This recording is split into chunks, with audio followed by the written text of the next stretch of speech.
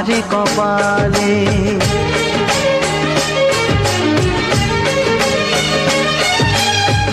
যার সাথে বড় হলাম একই মায়ের কোলে, পেলাম যে আজ তারি ফোঁটা আমারে কপালে। আজ এমন শুভ